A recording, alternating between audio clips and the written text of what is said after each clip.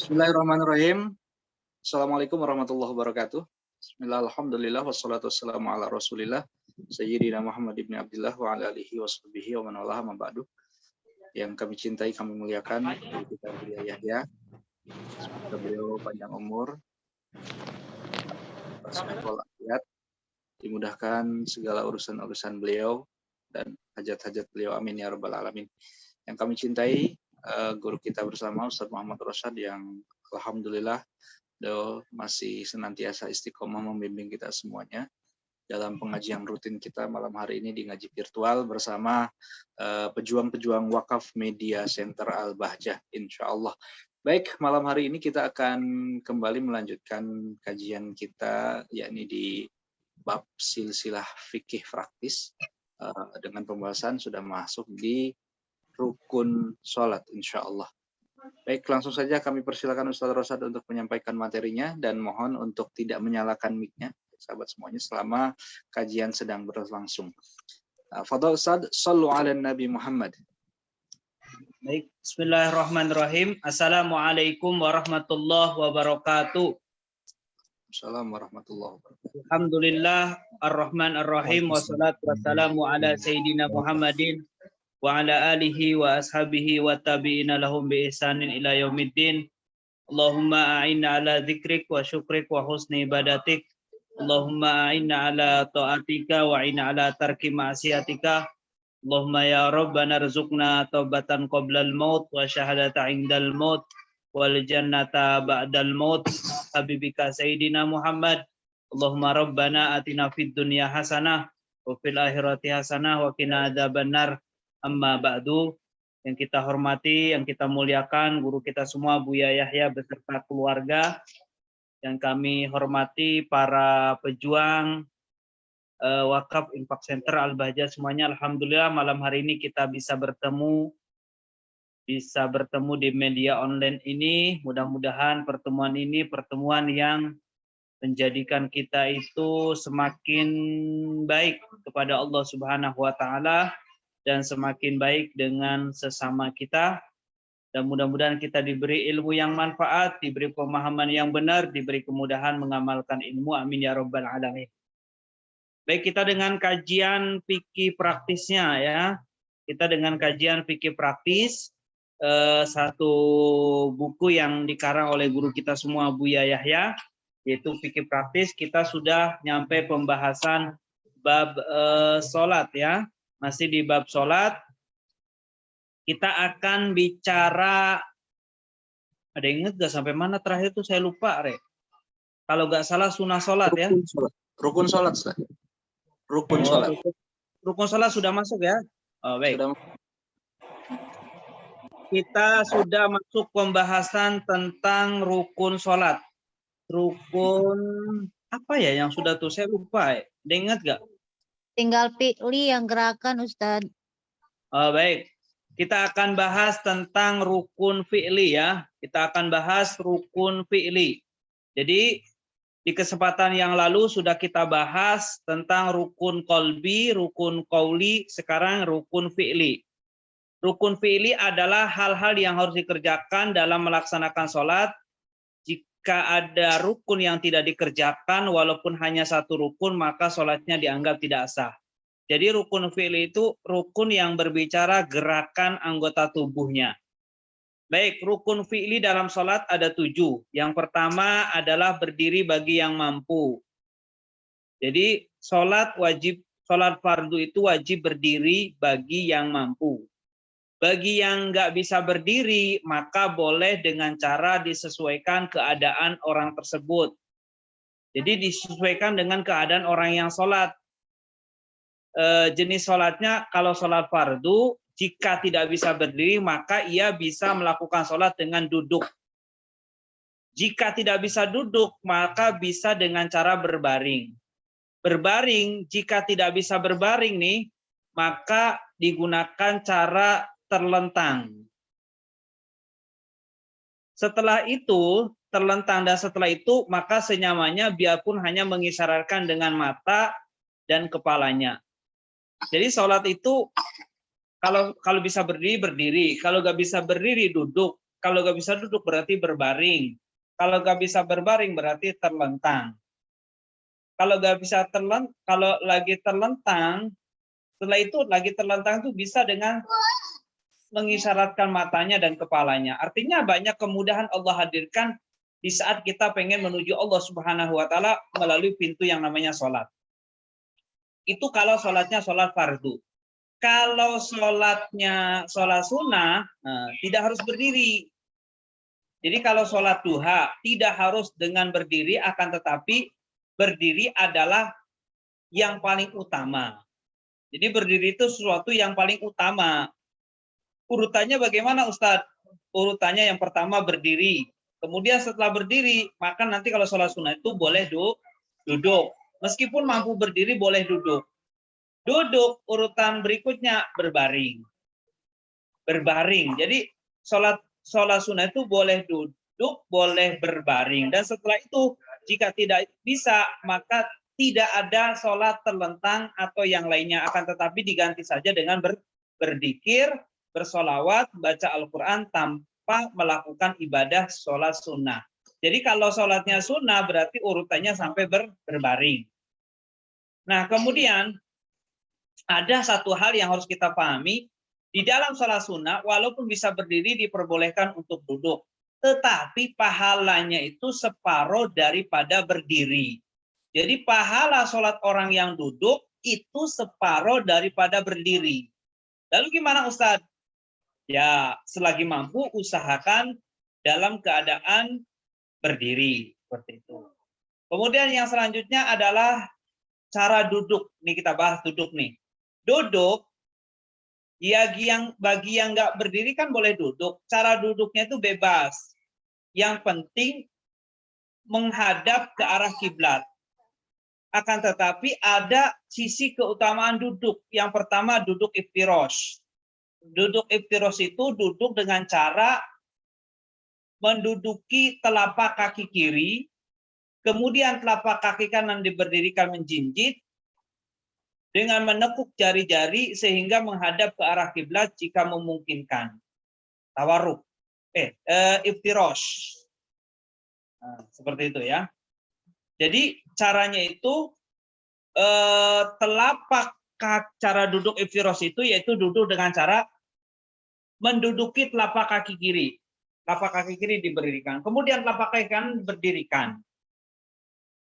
Kemudian jari menekuk menghadap ke arah kiblat. Kurang lebihnya duduk tahiyatul awal. Nah, tahiyatul awal. Piros. Jadi intinya mohon maaf, ada yang jadiin piros kasur, ada yang jadiin pirosnya atau ini kasurnya seperti itu.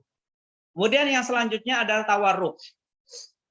Tawarruk itu duduk dengan cara memasukkan telapak kaki kiri ke bawah ujung betis, jadi kaki kirinya dimasukin. Nah, kemudian setelah itu dimasukin ke betis, kaki kanan menempel ke tanah. Diulangi ya. Jadi tawarruk itu caranya itu memasukkan telapak kaki kiri ke bawah ujung betis kaki kanan dimasukin. Dan duduk menempel ke tanah atau tempat sholat telapak kaki kanan diberdirikan, menjinjit. Kemudian menghadap jari-jari ke arah kiblat jika memungkinkan. Seperti itu. Kurang lebihnya cara gampangnya duduk tahiyatul akhir gitu aja ya. Jadi tahiyatul akhir cara duduknya kurang lebih seperti itu. Ini yang perlu dipahami. Jadi urutan duduk paling utama kalau sholatnya duduk berdiri. Kalau duduk iftirosh yang pertama, yang kedua tawarruk, yang ketiga duduk ik'a. Ik'a itu duduk dengan posisi menduduki dua tumit. Jadi gini. Seperti itu. Jadi ada tumitnya tuh. Ini jadi kakinya tuh diginiin. Ik'a. Kalau tarobu duduk dengan posisi bersila. Nah, jadi duduknya tuh boleh bersila. Kayak kalau hadir pengajian tuh. Kalau duduk ik'a itu kayak orang hataman Al-Quran. Kurang lebih kayak gitu kayaknya ya. Kan gini. Tapi kalau itu kan ik'a tuh kayak gini. Ik'a tuh gini. Duduk dua tumit di telapak kaki berdirikan. Jika dianjurkan dengan cara duduk di atas 2 tumit. Jika yang makruh itu adalah dengan mengangkat 2 lututnya. Seperti itu ya. Duduknya anjing itu yang makruh. Tapi jika yang ini enggak ya. Baik, kemudian yang selanjutnya yang keempat tarobu. Tarobu itu duduk dengan posisi bersila atau menyilang betis. Sila atau menyilang betis. Seperti itu kurang lebihnya ya. Kemudian yang selanjutnya adalah yang kelima, nggak bisa iftiros nggak bisa, tawarruk nggak bisa, ik'a nggak bisa, tarobu nggak bisa. Ya sudah, yang kelima semampunya. Semampunya itu jika tidak bisa dengan duduk yang tadi kita sebutkan di atas tuh, yang kita barusan sebutin, ya sudah duduk dengan semampunya. Bisa aja kakinya ngelonjor ke depan, macam-macam lah seperti itu. Kemudian yang perlu dipahami juga, duduk dalam sholat fardu itu diperbolehkan dalam keadaan 2 keadaan. Jadi pembahasan gini, kapan sholat dengan duduk diperbolehkan? Maka jawabannya, sholat dengan duduk diperbolehkan 2 keadaan. Yang pertama di saat seseorang itu benar-benar nggak bisa berdiri. Benar nggak bisa berdiri. Ini kan perlu kejujuran hati. Bisa berdiri nggak? Nggak bisa. Ya sudah boleh. Dia sholatnya dalam keadaan duduk. Yang kedua, jika bisa berdiri, mampu berdiri tapi nggak khusyuk. Kenapa? Karena sakit. Karena apa? Takut jatuh. Jadi kalau berdiri bisa, tapi ada sakit berdiri itu. Goyang-goyang. Oh ya udah duduk, apa-apa itu. Atau kalau berdiri tuh jatuh gitu kan. Perkiraan saya akan jatuh, ya udah boleh duduk sholatnya seperti itu. Kemudian yang selanjutnya pembahasan masalah terlentang. Di saat tidak mampu sholat dengan posisi duduk, maka boleh tadi dengan cara berbaring. Mohon maaf, berbaring dulu. Cara berbaring itu menghadap ke arah kiblat. Jadi cara berbaring itu badan miring dengan posisi kepala di sebelah kanan. Utara berarti ya. Kalau itu kan selatan nih, yang posisi saya itu selatan. Ini utara. Jadi kepala di sebelah utara itu kaler kalau bahasa Sundanya mah, bahasa Indonesia utara ya. Kemudian posisi kaki di sebelah kiri selatan, kemudian badan dimiringkan ke samping kanan, ditempelkan di alas sholat kasur atau tikar yang suci dari najis sehingga wajah dan dada menghadap ke arah kiblat secara sempurna. Kurang lebihnya kayak mayat tuh. Jika tidak bisa miring ke kanan, maka boleh diganti dengan miring ke kiri. Nggak bisa ke kanan Ustaz, udah kiri gitu. Yang penting nanti wajah dan dadanya itu menghadap ke arah kiblat. Jadi kurang lebih kayak mayat gitu. Nah, kalau terlentang itu, jika sholat dengan berbaring pun tidak mampu, maka diperbolehkan dengan terlentang dengan posisi kaki menghadap ke kiblat. Jadi kaki menghadap ke arah kiblat, leher dan tekuk diganjal pakai bantal. Jadi lehernya itu diganjal pakai bantal atau yang sejenisnya, semampunya tanpa dipaksakan agar dada dan wajahnya itu menghadap ke arah kiblat. Jadi ini misalkan bantalnya diganjel, jadi ngarep ke kiblat sana, seperti itu. Nah itu diperbolehkan seperti itu, ya. Jadi caranya kurang lebih kalau yang terlentang seperti itu. Baik, selesai. Diulangi ya.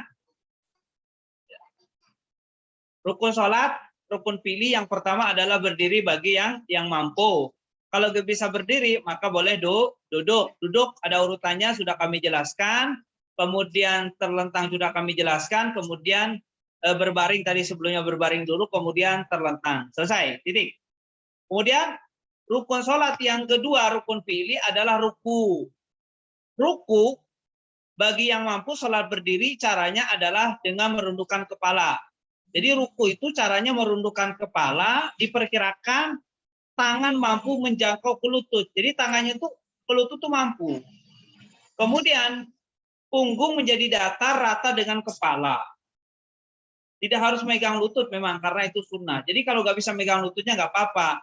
Tapi untuk kesempurnaan aja. Ini bagi orang yang sholatnya duduk, itu kan tadi sholatnya berdiri. Jadi rukunya kurang lebih seperti ini. Jadi gini.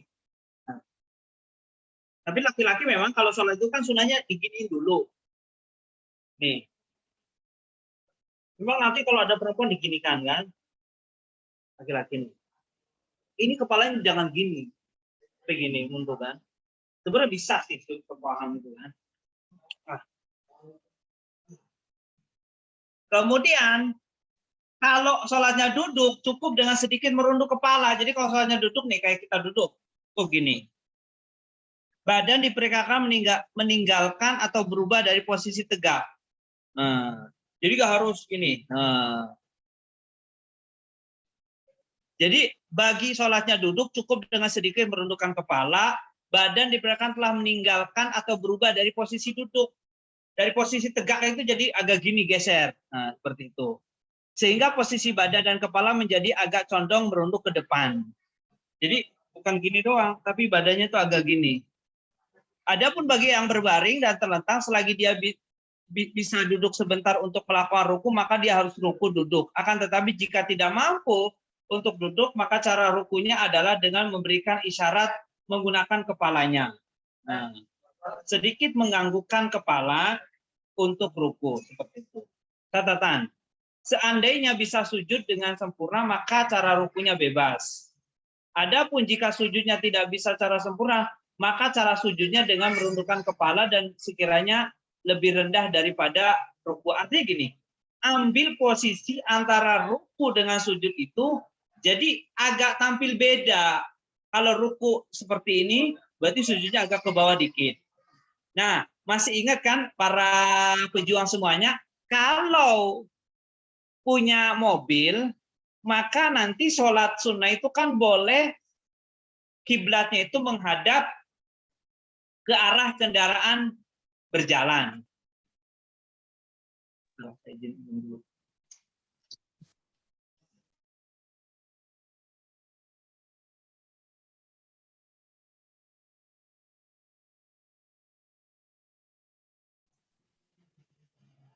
Baik ya, seperti itu. Nah, kemudian yang ketiga, rukun sholat adalah i'tidal. I'tidal itu kembali kepada posisi sebelum ruku. Nah, yang ketiga ya. Jadi i'tidal itu kembali kepada posisi sebelum ruku. Jika sebelum rukunya berdiri, maka nanti i'tidalnya berdiri. Jika sebelum ruku duduk, maka i'tidalnya kembali kepada posisi duduk. Nah, syarat sahnya i'tidal ada dua. Kembali kepada posisi semula sebelum ruku. Yang kedua, di saat berdiri dari ruku itu tidak untuk tujuan selain i'tidal. Jadi ngapain nanti bangun dari ruku? Saya pengen i'tidal. Bukan, ngapain ruku? Saya pengen ngelempengin badan, melurusin badan. Nah, kalau niatnya pengen ngelurusin badan, berarti gak sah rukunya, gak sah i'tidalnya. Nah, jadi kembali ke posisi itu niatnya tujuannya ya untuk i'tidal, bukan pengen ngelurusin badan atau pengen ngelurusin kepala. Itu syarat daripada i'tidal. Kemudian yang selanjutnya sujud. Sujud itu gerakan di dalam salat dengan cara menempelkan 7 anggota badan. 7 anggota badan ke tempat sujud. Apa saja Ustadz 7 tuh? Nih, jidat. Jidat. Yang kedua, 2 telapak tangan. Jari tidak harus menghadap ke arah kiblat. Jadi 2 telapak tangan. Telapak tangan nih. Kemudian 2 lutut. Kemudian 2 kaki. Nah, perlu dipaham ya, saya bahas dulu nih anggota 7. Laki-laki yang wajib dibuka itu jidat. Jadi laki-laki jangan sampai kalau pakai peci kayak gini banget. Ini saya bahas laki-laki dulu ya. Jadi laki-laki nggak boleh kayak gini banget. Harus ada jidatnya, bagian jidat yang menempel. Jadi wajib dibuka. Lutut, kan ada lutut. Kalau lutut itu wajib ditutup. Jadi kalau ada lututnya itu wajib ditutup. Seperti itu ya. Kemudian yang selanjutnya adalah boleh buka, boleh tutup telapak tangan. Nih kalau ini boleh buka, boleh tutup. Jadi laki-laki itu kalau sholat pakai kaos kaki, sholatnya tetap sah. Boleh buka, boleh tutup. Apa aja Ustaz boleh buka, boleh tutup? telapak tangan dan telapak kaki. Berarti 1, 2, 3, 2 lutut berarti 5, 2 telapak kaki berarti 6 sama 7. Berarti 7 anggotanya. Ini kalau laki-laki. Jadi kalau laki-laki itu 7 seperti itu. Kemudian yang selanjutnya perempuan. Nah, perempuan itu yang wajib dibuka jidat. Nah, kalau perempuan tuh kalau pakai mukena jangan sampai mukenanya kayak gini banget. Jadi perempuannya begini banget. Nah, yang wajib ditutup lutut sama kaki. Jadi kalau laki-laki kan kakinya nggak wajib ditutup. Tapi kalau perempuan kakinya wajib ditutup karena aurat. Lututnya wajib ditutup. Kemudian boleh buka, boleh tutup ini nih. Ini boleh buka, boleh tutup. Seperti itu. Jadi ada perbedaan. Jadi sujud itu anggotanya ada 7. Tadi sudah kita bahas.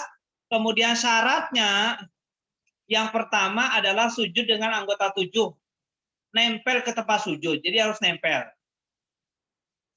Kemudian tulang pinggulnya harus lebih tinggi dari kepalanya. Mohon maaf.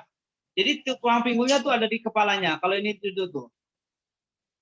Tidak sah sujud di atas sesuatu yang bergerak dengan badannya seperti sorban. Jadi sorban yang ikut gerakannya itu nggak boleh. Nah. Atau peci yang dikenakan saat ia sholat. Minta tolong. Kemudian yang selanjutnya adalah saat merunduk hendak sujud tidak bermaksud selain sujud. Misalkan gini. Ngapain sujud? Berarti Apain sujud? Ya, saya niat sujud. Bukan niat, ngapain sujud? Ambil pulpen niatnya. Oh, berarti gak sah. Nah. Kemudian hendak ngapain sujud? Saya ngambil masker. Ya enggak lah. Masa ngambil masker? Masker yang jatuh diambil gitu kan? Bukan. Kemudian hendaknya tempat sujud mendapatkan beban, jadi kepalanya begini. Kemudian jidat harus nempel ke tempat sujud tanpa ada pembatas atau penghalang apapun. Jadi nggak boleh jidatnya. Nah, kalau masker gimana Ustaz? Kalau masker itu kan, masa maskernya di sini? Yang masalah itu kalau cadar. Kalau cadar, ya mohon maaf, kalau cadar itu kan harus ada yang dibuka. Jadi bagian cadarnya itu dibuka. Ininya nih. Gimana Ustaz kalau nggak pengen dibuka karena saking pengen memuliakan kecantikan wajahnya buat suaminya saja? Ya berarti buka tutup. Berarti nggak menggerakkan. Seperti itu ya. Nah kalau sudah dibahas kan ini telapak tangan. Nah gini ya, caranya seperti ini. Jadi ini sudah dibahas, ini bukan aurat. Kemudian selanjutnya jidat harus sampai ke sujud tanpa pembatas atau penghalang apapun.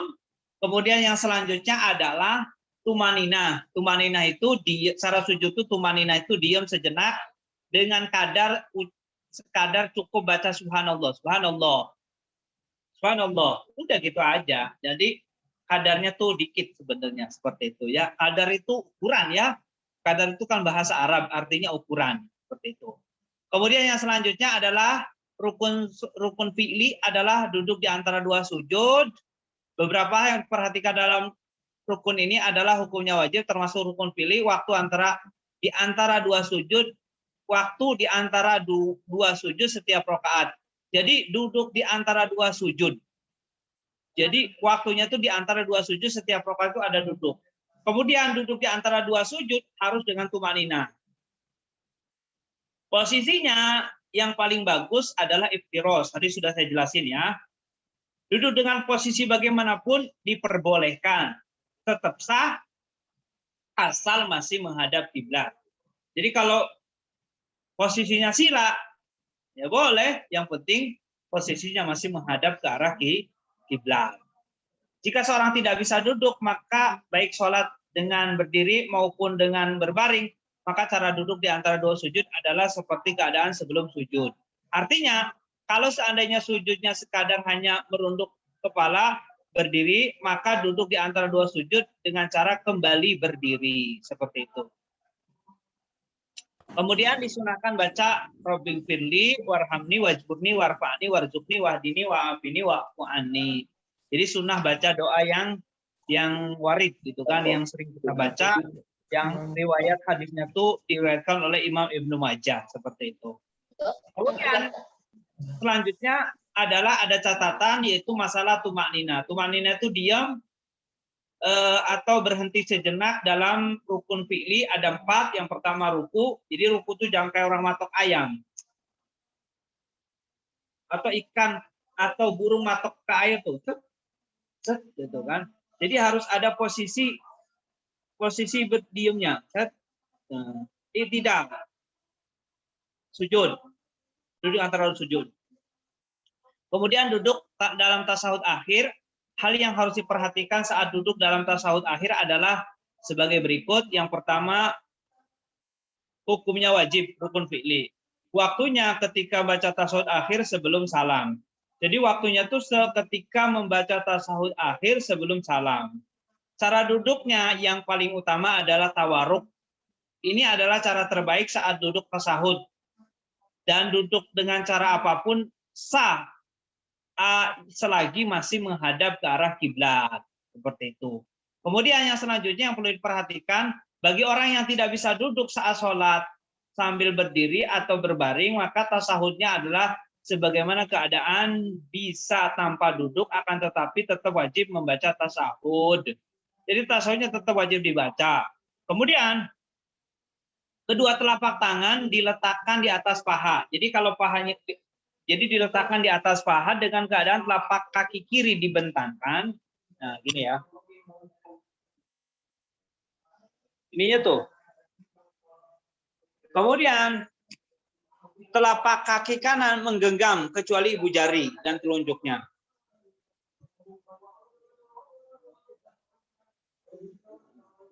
Genggam. Jari telunjuk digerakkan 1 kali. Jadi saat membaca kalimat tauhid, asyhadu alla ilaha illallah, jari tidak dianjurkan untuk digerakkan berkali-kali. Jadi nggak boleh gini-gini. Kemudian dada tetap menghadap ke arah kiblat. Jadi dadanya tetap menghadap ke arah kiblat. Seperti itu, ya. Baik, kemudian yang terakhir adalah tertib. Tertib itu artinya berurutan.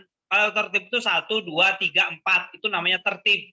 Kalau berkesinambungan itu, kalau terus-menerus itu 1 langsung 2 langsung 3 seperti itu. Nah, jika ada rukun yang belum dikerjakan atau belum sempurna, maka tidak boleh berpindah kepada rukun setelahnya. Jika terlanjur pindah, maka wajib kembali. Jika terlanjur pindah, maka wajib kembali kepada rukun tersebut. Apapun yang dilakukan setelah rukun yang belum sempurna tidak dianggap sah dan dihitung sampai dia menyempurnakan rukun tersebut. Jadi jika ada rukun yang belum dilakukan atau belum sempurna, maka tidak boleh pindah kepada rukun setelahnya. Jika terlanjur pindah, maka wajib kembali kepada rukun tersebut. Apapun yang dilakukan setelah rukun yang belum sempurna, maka tidak dianggap sah dan dihitung sampai dia menyempurnakan rukun tersebut. Seperti itu. Tertib bisa kita sebut dengan rukun fi'li, bisa juga disebut sebagai rukun maknawi. Karena secara nyata memang tidak ada amalan tertib, akan tetapi yang ada adalah sesuatu yang lain yang disifati tertib. Ini saja, wallahu a'lam bishawab. Baik, terima kasih Ustadz atas ilmu yang sudah disampaikan kepada kami semuanya. Alhamdulillah kita semuanya malam hari ini dapat tambahan ilmu yang baru, mungkin bagi yang belum mengetahui tentang rukun-rukun sholat, terutama yang berkaitan dengan rukun fi'li atau bab yang berkaitan dengan gerakan dan pekerjaan. Sahabat semuanya, saatnya kita masuk di tanya jawab. Mohon tidak ada yang raise hand dulu ya. Tentu kami akan jawab dulu atau angkat dulu pertanyaan-pertanyaan yang sudah dikirimkan oleh sahabat semuanya di grup wakaf. Ke pertanyaan pertama. Assalamualaikum warahmatullahi wabarakatuh. Allahumma sholli ala sayyidina Muhammad, Allahumma sholli wa sallim wa barik alaihi wa ala alihi washabbihi. Ini berkaitan dengan sholat ya. Izin bertanya Ustaz, apa yang harus kita lakukan jika dalam posisi tahiyat awal bacaan kita terlupa sampai bagaimana bacaan pada posisi tahiyat akhir? Apa bacaan tahiyat awal harus diulang lagi atau bagaimana Ustaz? Syukran, jazakumullah khair, ahsanal jazaa. Baik, berbicara masalah bacaan sholat tahiyatul akhir ya. Jadi ada kaidah bahwasanya yang wajib dibaca yang dibaca di tasahud awal maka wajib dibaca di tahiyatul akhir. Ulangi ya. Yang wajib dibaca di yang dibaca di tahiyatul awal, yang dibaca tahiyatul awal itu at-tahiyatul mubarakatuh salawatu thayyibatulillah sampai syahadat asyhadu an la ilaha illallah wa asyhadu anna muhammadar rasulullah, maka wajib dibaca di tahiyatul akhir. Nah, kalau tahiyatul awal kemudian bacaannya sampai lebih, maka itu tidak membatalkan di dalam sholat. Jadi tidak mempengaruhi keberadaan dia ketika dia melakukan sholat. Apakah harus diulang? Ya tidak harus diulang. Sebab ya sudah cukup. Bahkan sholawatnya pun Allahumma sholli ala Sayyidina Muhammad. Seperti itu. Jadi bacaannya sangat sederhana yang kita tahu seperti itu ya. Wallahu a'lam bishawab. Alhamdulillah. Ke pertanyaan selanjutnya, Ustaz, bagaimana hukumnya bacaan doa yang untuk orang banyak dipakai untuk berdoa pribadi? Baik, jadi gini, di dalam berdoa itu ada istilahnya pembahasan gramatika bahasa Arab itu ada domir mutakalim wahdah, ada domir mutakalim ma'al ghair. Kalau domir mutakalim wahdah itu biasanya Allahumma hdini biman hadait. Jadi pakai ni. Kalau untuk mutakalim ma'al ghair berarti untuk semuanya Allahumma hdina biman hadait.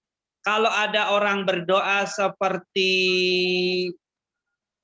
yang tadi ditanyakan, doanya harusnya buat banyak, pakai domirnya tuh domir sendiri. Bagaimana hukumnya? Maka hukumnya itu dia telah melakukan pengkhianatan. Kenapa? Harusnya yang lain juga ikut doanya, kok dia nggak doa. Jadi ya kalau makmumnya mah ya sesuai doanya imam husnudon tetap dapat. Cuma yang bermasalah itu, yang menjadi pengkhianat itu adalah sang imam. Ya Allah, jadikan saya anak saya anak soleh, padahal anaknya juga sebenarnya. Atau kalau pakai itu kan pakai bahasa Arab. Allahumma afini bihalalikan haramik wa aghnini bifadlika amang siwak. Harusnya Allahumma afina bihalalikan haramik wa aghnina bifadlika amang siwak. Allahumma hdina fiman hadait wa afina fiman afait wa tawallana. Allahumma hdini fiman hadait. Seperti itu. Wallahu a'lam bishawab. Baik, alhamdulillah. Sederhana tapi penting juga ya Ustaz ya. Baik. Ke pertanyaan selanjutnya Ustaz. Assalamualaikum warahmatullahi wabarakatuh. Allahumma sholli ala sayyidina Muhammad, Allahumma sholli wa sallim wa barik alaihi wa ala sahbihi. Ustaz, selama ini saya sholat di dalam sholat membaca surat Al-Fatihah hanya di rakaat pertama saja. Rakaat selebihnya sampai selesai hanya membaca bismillah. Apakah sholatnya perlu diulang?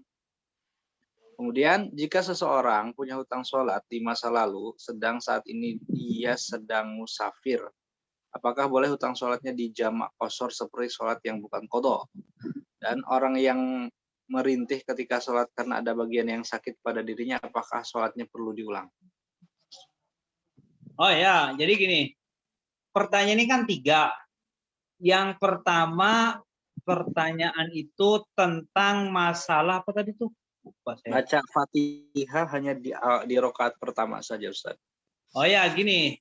Jadi sudah dibahas bahwasanya hukum membaca surat Al-Fatihah itu wajib di setiap rakaat di dalam sholat fardu,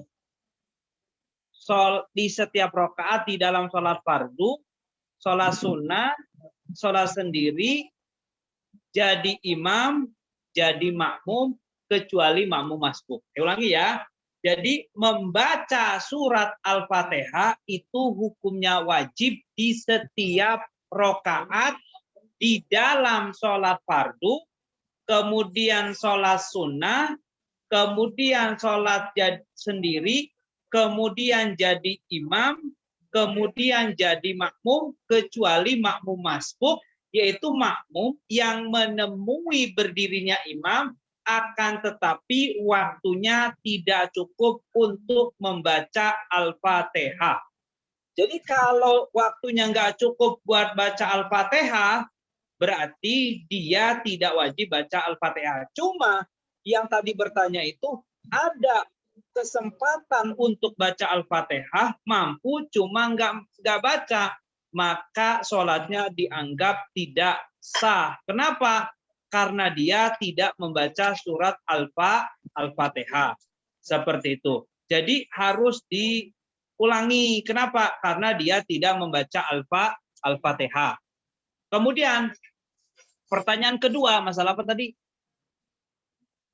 Seseorang yang punya hutang sholat boleh dikodok nggak, Ustaz? Ketika dia sedang dalam perjalanan musafir. Jadi gini, sholat yang ditinggalkan itu kan wajib dikodok. Cuma bedanya gini, kalau udurnya karena yang diperbolehkan seperti tidur atau ketiduran ya, tidur maksudnya, atau lupa, atau jamak, atau karena dipaksa, itu mengkodenya boleh kapan saja. Nah, kalau ada orang meninggalkan sholat, ya wajib dikodok. Cuman kodonya di mana, Ustadz? Di kodonya itu di tempat yang tidak ada udur. Bukan dia lagi perjalanan, kemudian dia mengkodok sholat. Tetap wajib sholat. Boleh nggak di perjalanan mengkodok? Boleh, cuma nanti tidak di jamak. Karena jamak itu kemurahan yang Allah hadirkan diantaranya untuk orang yang sedang dalam bepergian. Seperti itu. Jadi sholat fardu itu boleh dijamak, digabung dalam satu waktu. Itu bagi orang yang bepergian. Bukan bagi orang yang mengkodok. Seperti itu. Allah alam bisawab. Baik, ada lagi satu lagi tadi apa? Orang yang merintih kesakitan ketika sholat. Misalkan punya luka atau apa. Dan lukanya itu dirasa sakit ketika sedang sholat, Ustaz. Apakah sholatnya batal, harus diulang atau bagaimana, Ustaz? Baik, gini. Di dalam hal yang membatalkan sholat itu ada pembahasan yang namanya berbicara. Berbicara itu ada yang membatalkan sholat. Tapi ada yang nggak batalkan sholat. Berbicara yang nggak batalkan sholat itu yaitu tadi baca Al-Quran, dzikir tidak batalkan sholat, kayak yang tadi ditanyakan tuh, lebih yang nggak batal sholatnya.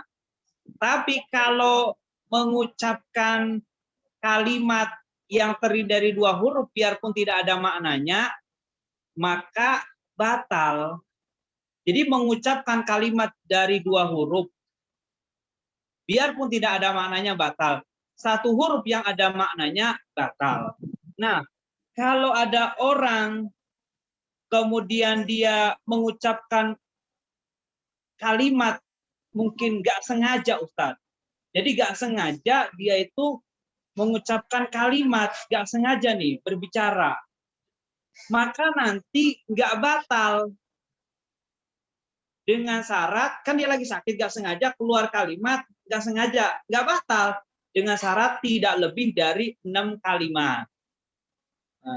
Jadi kalau merintih itu sengaja mengeluarkan kalimat, ya batal. Cuma kalau nggak sengaja, asal tidak lebih dari 6 kalimat, maka tidak batal. Itu saja, wallahu a'lam bishawab.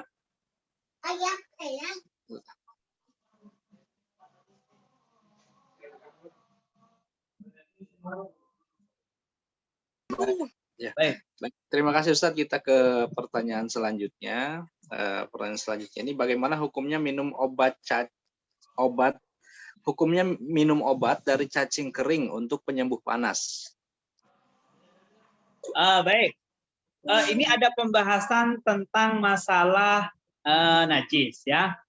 Di kesempatan yang lalu kan sudah kita bahas bahwasanya ada sesuatu. Jadi gini, najis itu apa sih gitu kan? Najis kan dibahas bahwasanya najis itu sesuatu yang menjadikan sholat tidak sah, haram dimakan dan diminum. Dengan 5 syarat normal. Kemudian mudah dipisahkan antara yang najis tidak, bukan karena terhormatnya, bukan karena menjijikannya, bukan karena membahayakannya, termasuk cacing. Cacing itu kan menjijikannya gitu loh. Ini kan pendapat dari Imam Syafi'i. Nah, tapi kalau dalam hal ini, saya pernah dengar waktu saya bertanya itu ada pendapat Imam Malik yang memperbolehkannya. Jadi Imam Malik ada yang memperbolehkannya Imam Malik.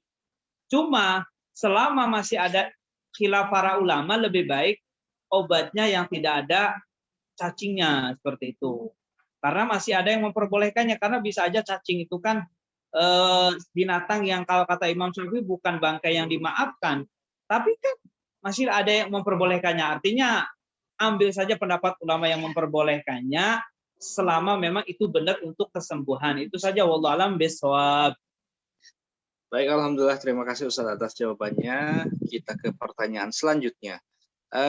Assalamualaikum Ustaz, maaf saya lihat YouTube Buya tentang tukang bangunan yang tidak sholat. Kebetulan saya sedang bangun rumah, saya tidak tahu persis dia sholat atau tidak. Kalau saya dianggap melakukan suatu dosa, lalu bagaimana caranya supaya rumah saya tetap mendapatkan berkah sehingga kami sekeluarga mendapatkan keberkahan? Baik, gini. Kami teringat bahwasanya ada satu lembaga yang di situ miliknya orang kafir. Akan tetapi mereka berani menegakkan pelaturannya orang kafir, di antaranya adalah yaitu yang masuk perusahaan tersebut rambutnya harus pendek, kalaupun panjang diuntel-untel, kemudian pakaiannya itu harus di atas lutut, kemudian di bawah di bawah aurat besarnya, rok mini, mohon maaf. Dan itu banyak yang masuk ke perusahaan tersebut itu adalah orang-orang yang beragamakan agama Islam. Itu kan perusahaannya orang kafir. Maka di saat kita punya lembaga, kemudian kita punya wewenang yang kira-kira kita mampu menegakkan pelaturan, maka jadikan pelaturan itu adalah peraturan untuk kemaslahatannya. Yang kerja di tempat saya pastikan jadi ahli sholat. Artinya apa? Selama itu memang di waktunya dia bekerja, kasih kesempatan mereka untuk sholat. Jadi kasih kesempatan mereka untuk sholat. Jangan sampai dikejar tenaganya, akan tetapi waktu ibadahnya tidak diberikan. Sehingga bisa aja masuk jam 8, jam 12 berhenti istirahat, masuk lagi nanti jam 1. Nah, dari jam 12 sampai jam 1 kasih mereka untuk sholat. Sebab kalau bangun rumah ada orang nggak sholat, khawatir pintu yang seharusnya digunakan untuk ventilasi udara, jendela untuk ventilasi udara, akan tetapi bisa aja digunakan untuk maling gara-gara dibangunkan oleh orang yang tidak sholat. Bagaimana agar keberkahannya, Ustadz? Ya, jadikan pintu itu adalah, jadikan orang yang bekerja di rumah kita itu ahli sholat. Termasuk, mohon maaf, wahai para orang kaya, yang membantumu dalam rumah tanggamu, pastikan mereka itu orang yang berkerudung, pastikan mereka itu orang yang sholat. Ada nggak Ustadz? Ada. Susah Ustadz nyari orang nggak sholat? Enggak. Dulu waktu merintis Pondok Al-Bahjah di Sumber itu, kami masih ingat cerita yang sering Buya sampaikan. Tukangnya nggak sholat, akhirnya udahlah, daripada nggak sholat, berhentikan aja, ganti yang sholat. Akhirnya tukangnya sholat, keneknya nggak sholat. Kenek itu ya ladennya tuh nggak sholat. Akhirnya sama Buya itu ya sudah ngambil tukang dari Ciamis. Ngambil tukang dari Ciamis, didatangkan tukangnya sholat, keneknya sholat. Alhamdulillah. Biar pondoknya berkah. Kemudian semakin hari semakin banyak orang yang bekerja di pondok. Akhirnya salah satu peraturannya adalah yang bekerja di pondok adalah harus sholat. Akhirnya karena proyeknya tambah, waktu itu aula saja dan rumah sama bangunan pondok, maka tiba-tiba apa yang terjadi? Tiba-tiba apa yang terjadi? Ya sudah, datang ada tukang las yang nggak sholat, tiba-tiba dia itu ngomong gini, saya tidak bekerja dengan Buya Yahya, tapi saya bekerja dengan yang memandain masjid. Ya sudah, kalau masih seperti itu, hentikan pembangunan masjid. Masjid Umar yang sekarang, hentikan.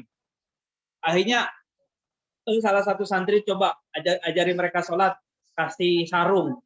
Dikasih sarung, lari ke tempat mana gitu.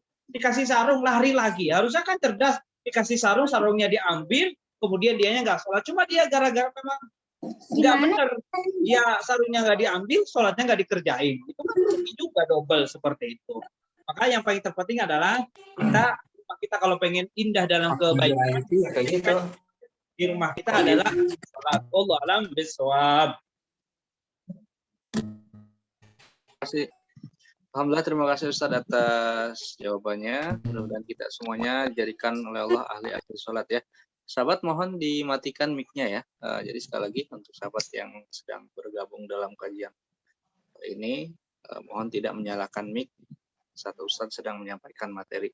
Pertanyaan berikutnya kami ringkas, ini pertanyaan agak panjang, tapi kami ambil kesimpulan pertanyaannya adalah bagaimana caranya menasehati istri yang suka gibah dengan mertua, kemudian juga ketika dinasehati itu selalu ngebantah, katanya usah so alim lah, seperti itu, karena dia merasa dirinya adalah lulusan pondok dan menganggap ilmu suaminya lebih rendah daripada dia.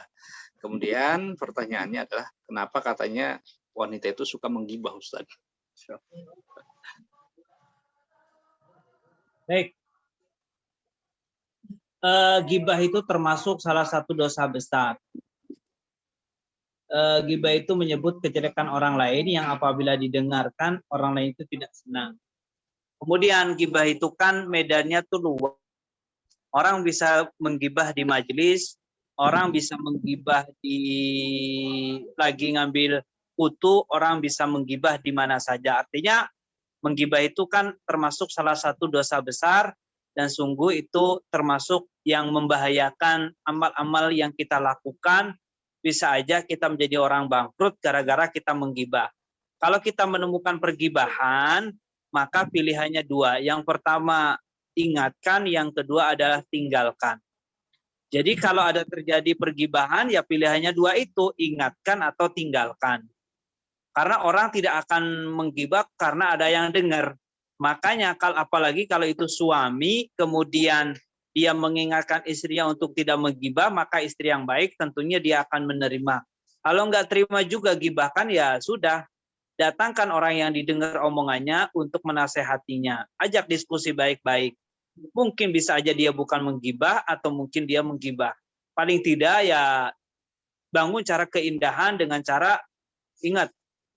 Cari orang yang didengar omongannya.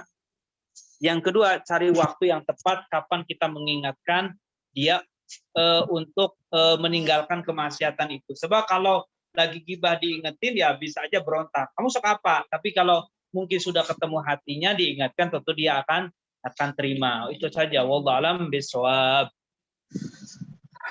Baik, alhamdulillah, syukran kasih Ustaz atas jawabannya. Dan kita semuanya senantiasa diberikan pasangan yang soleh dan solehah yang bisa menghantarkan kita kepada ridha Allah Subhanahu wa taala. Pertanyaan terakhir ya, pertanyaan tertulis terakhir. Kami ringkas juga ini pertanyaannya. Izin bertanya Ustaz, jika orang tua kita dulu meninggal dunia, di masa mudanya pernah meninggalkan puasa, jumlahnya tidak ketahui. Kita sebagai anak ini takut ya kalau misalkan belum semua puasa yang pernah ditinggalkannya itu sudah dikodok apa belum. Nah, bagaimana kita cara membayar fidyahnya, Ustadz? Bagaimana mengira-ngiranya? Karena kami khawatir orang tua kami masih punya hutang puasa yang belum dibayar. Seperti itu. Baik, masalah fidyah karena puasa. tidak semua orang yang meninggalkan puasa itu wajib fidyah, ya.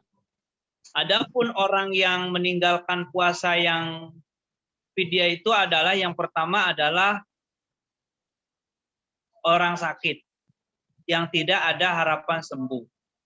Jadi orang sakit yang tidak ada harapan sembuh, maka dia fidyah. Kemudian yang kedua adalah orang tua. Jadi orang tua itu kan sakit yang tidak bisa muda lagi.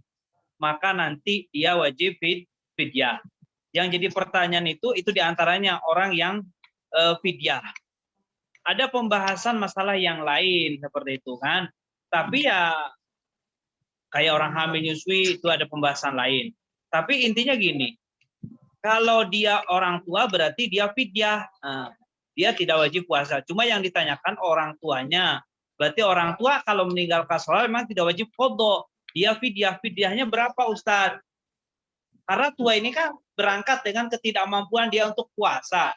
Berapa kali dia meninggalkan puasa berarti satu hari itu satu mud. Satu mud itu 6,7 on. Sekilo kurang lah. Nah, sekilo kurang 6,7 on kali sebulan. Jadi diberikan saja, oh ibu saya udah tua. Dia itu tidak wajib puasa. Cuma perkiraan puasanya itu mungkin karena kelemahannya itu paling hanya 30 hari. Berarti tinggal dikira-kira aja. Berapa kali dia meninggalkan puasa? Karena memang dia gak wajib puasa. Dia gak dosa. Cuma nanti anaknya yang fidyah untuk orang tua satu hari 6,7 on dikali berapa hari dia meninggalkan puasa. Itu saja, wallahu alam bishawab. Baik, alhamdulillah, terima kasih Ustadz atas jawabannya. Semua pertanyaan tertulis sudah dibacakan. Baik Ustadz, kami mungkin berikan kesempatan 2 penanya ya, singkat saja. 1 pertanyaan dari jamaah laki-laki dan 1 pertanyaan dari jamaah perempuan. Silakan, boleh raise hand. Baik, silakan langsung ya, atas nama Ardiansyah. Langsung dibuka mic-nya dan langsung ke inti pertanyaannya. Silakan. Assalamualaikum warahmatullahi wabarakatuh. Assalamualaikum. Allahumma shalli ala sayyidina Muhammad wa sallam Muhammad. Kembali. Izin bertanya Ustaz,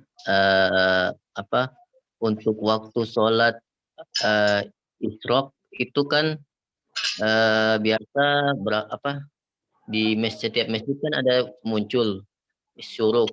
Nah, itu berapa menit waktu isyraq itu? Artinya maksudnya setelah masuk isyraq, terus mungkin berapa menit jangka waktunya itu.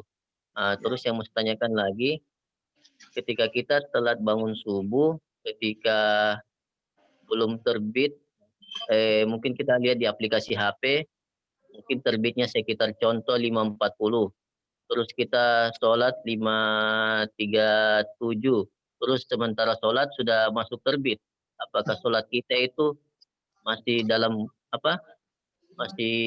kita sholat masih dalam adaan, tapi ketika sudah masuk terbit mungkin di tahiyat akhir atau itu sudah masuk waktu yang sudah lewat, apakah sholatnya itu gimana itu? Apakah harus diulang atau gimana Ustaz? Mungkin itu aja. Terima kasih Pak Ardiansyah untuk pertanyaannya. Langsung saja Ustaz. Terkait waktu syuruk berapa lama tadi?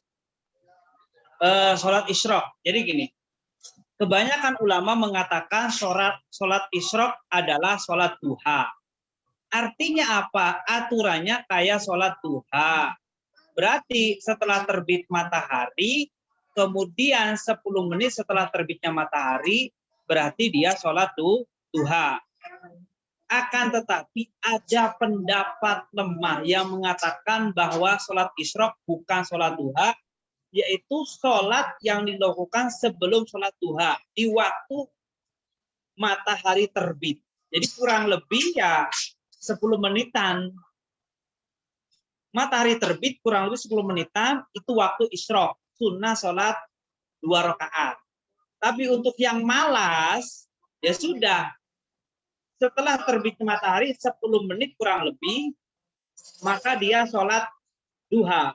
Dia sudah melaksanakan sholat isyraq, dia sudah melaksanakan sholat duha. Kenapa? Karena sholat duha dikatakan sholat isyraq, seperti itu ya.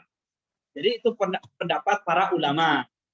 Kemudian pertanyaannya kedua, sholat apa tadi itu?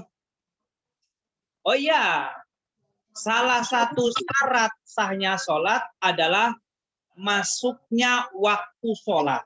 Saya ulangi ya, salah satu syarat sahnya sholat adalah masuknya waktu sholat.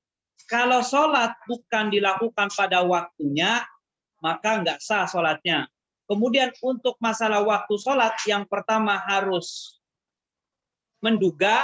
Nah, jadi kalau mau sholat harus menduga kira-kira sholatnya masih pada waktunya atau belum.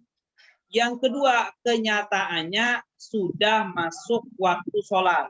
Jadi harus dhannul mukallaf sama hakikatul amri. Kemudian yang jadi pertanyaan, dia sholat sudah pada waktunya. Nggak taunya setelah selesai, dia udah keluar waktunya. Maka sholat yang dilakukan tetap sah. Kenapa? Karena dia sebenarnya sholat sudah pada waktunya. Kenapa sudah pada waktunya sholat yang dia lakukan? Itu saja. Wallahu a'lam bishawab. Baik, terima kasih Ustaz atas jawabannya. Satu pertanyaan terakhir dari jamaah akhwat, silakan boleh angkat tangan. Satu penanya terakhir. Kalau tidak ada, kami berikan kesempatan untuk laki-laki lagi. Ya. Untuk pertanyaan di kolom chat tadi sudah dijawab ya. Puasa yang ditinggalkan tapi belum dibayar tadi sudah dijawab di pertanyaan terakhir Ustadz tadi, pertanyaan tertulis. Artinya pertanyaannya jawabannya hampir sama. Bagaimana? Kalau tidak ada yang bertanya mungkin silakan. Siapa dulu nih? Ibu Irma, silakan Ibu Irma. Baik, terima kasih. Assalamualaikum Ustadz. Salam warahmatullahi wabarakatuh. Izin bertanya Ustadz, tentang tumak nina. Saya pernah mendengar kalau kita tidak tumak nina atau kurang sempurna dalam tumak nina itu, apakah sholatnya tidak diterima? Atau yang mungkin bertahun-tahun kita kurang sempurna dalam tumak nina, jadi sholatnya itu tidak diterima gitu Ustadz. Baik, terima kasih Ustadz. Assalamualaikum warahmatullahi wabarakatuh. Assalamualaikum warahmatullahi wabarakatuh. Tumak nina. Tumak nina itu adalah diam sejenak atau diam sejenak, yaitu dengan kadar subhanallah.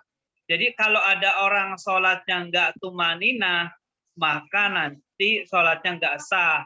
Sebab tumanina itu harus termasuk rukun yang dikerjakan ketika rukun fi'li itu ruku. Tapi ruku kan sebentar. Subhanallah. Subhanallah. Sujud subhanallah.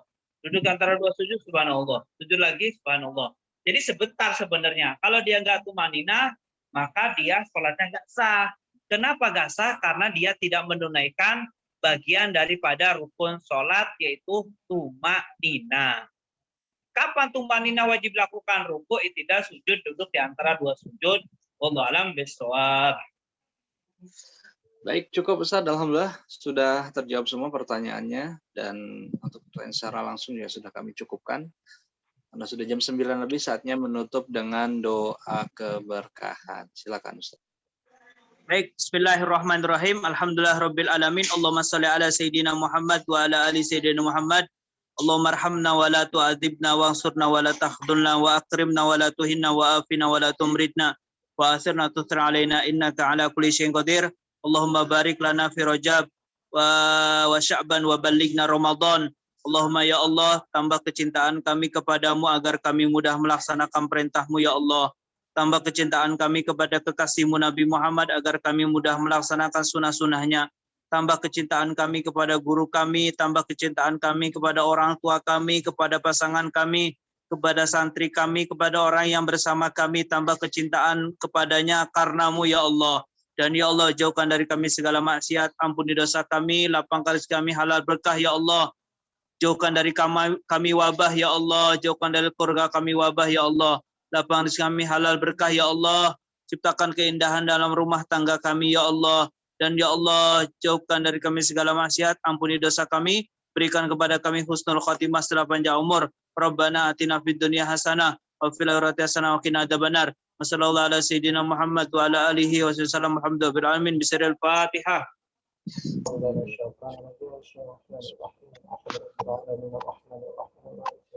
إياك نعبد وإياك نستعين اهدنا الصراط الذين أنعمت عليهم. Baik, syukran ala ihtimamikum. Assalamualaikum warahmatullahi wabarakatuh. Waalaikumsalam warahmatullahi wabarakatuh. Ustaz, atas ilmunya. Ustaz Rusad yang sudah memberikan kita pencerahan ilmu dan bimbingan untuk kita semuanya. Alhamdulillah, berkah manfaat ilmu yang kita dapat malam hari ini bisa memperbaiki ibadah kita, khususnya bab sholat, sehingga sholat kita benar-benar sholat yang khusyuk, tentunya sholat yang benar diterima oleh Allah Subhanahu wa Ta'ala. Karena ibadah itu tidak akan diterima jika tidak terpenuhi dua hal. Nah, yaitu ilmu dan juga ikhlas ya. Kalau misalkan kita tidak tahu ilmunya, maka dikhawatirkan ibadah kita menjadi tertolak. Baik, sahabat semuanya, sampai di sini kebersamaan kita di program ngaji virtual malam hari ini, pembahasan tentang silsilah fikih praktis. Mudah-mudahan kita semuanya mendapatkan ilmu yang berkah dan manfaat. Kita jumpa kembali di hari Selasa pekan depan ya, bersama Habib Hisham Al-Habsyi dalam pembahasan seputar akidah. Baik, terima kasih. Mohon maaf atas segala kekurangan dan kesalahan. Mohon doa selalu. Ditutup dengan doa kafaratul majelis. Bismillahirrahmanirrahim. Subhanakallahumma bihamdika asyhadu an la ilaha illa anta astaghfiruka wa atubu ilaik. Assalamualaikum warahmatullahi wabarakatuh. Waalaikumsalam.